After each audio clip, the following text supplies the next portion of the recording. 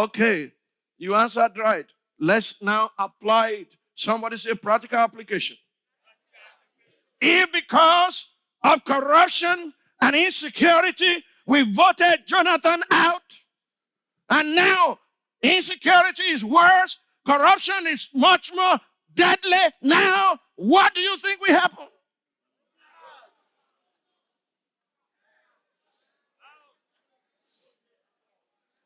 Be the judge. Now President Jonathan is walking about like an angel. I'm just asking you simple biblical question.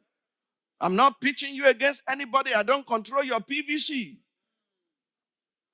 But if the reason for voting PDP out is because of insecurity and corruption, and now it's worse.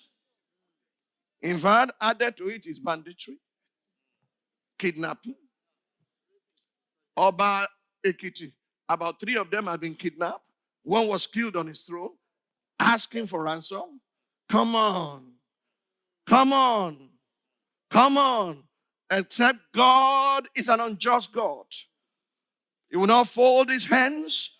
This is why we are crying out, so that before it is too late, Muhammadu Buhari can think, wear his thinking cap, and think of legacy, and rise up and fold his hand and said, this will not be my legacy. I'm going to rise. I'm going to change. I'm going to flush out every bad egg. Everyone who is diverting money meant for arms and ammunition, they must be brought to book, whether in the past or in the present. We must wage this war. This is war that we must wage and fight.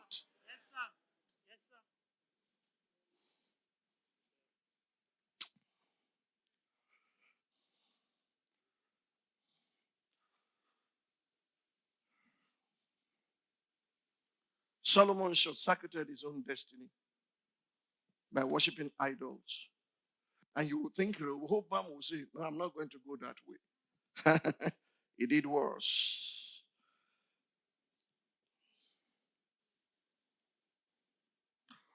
You know what I think?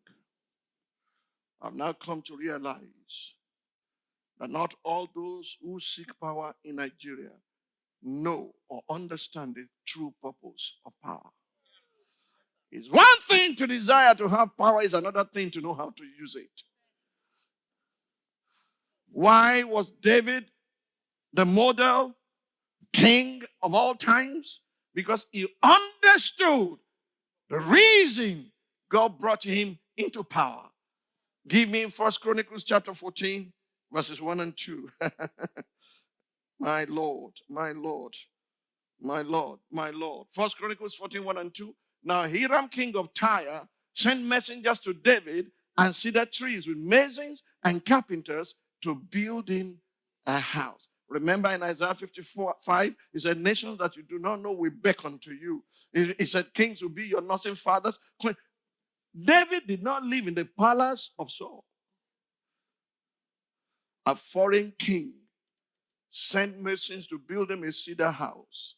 It was while he was in that house that he said, I, David, son of Jesse, from the wilderness of Ziph, from the holes of caves, cave of Adullam, now I'm dwelling in a cedar house. The first thing that hit him was, I will build God a house.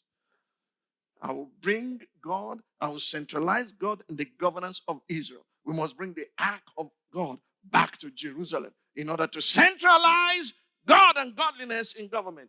But above that, look at verse 2 of 1 Chronicles 14. 1 Chronicles chapter 14, verse 2. So David knew, King James Version says perceive.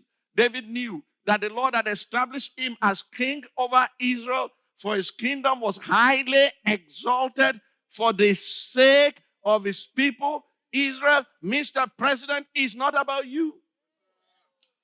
Let no one deceive you.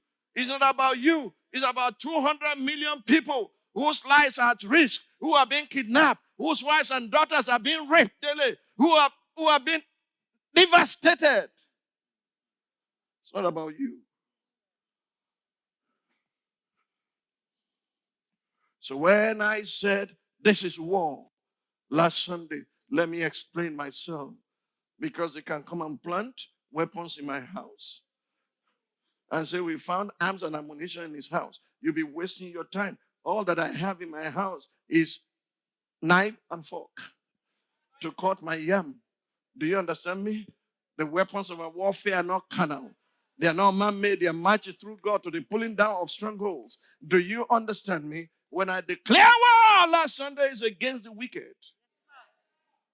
It's against those perverting injustice or perverting justice in our land. Their days are numbered. Their time is up.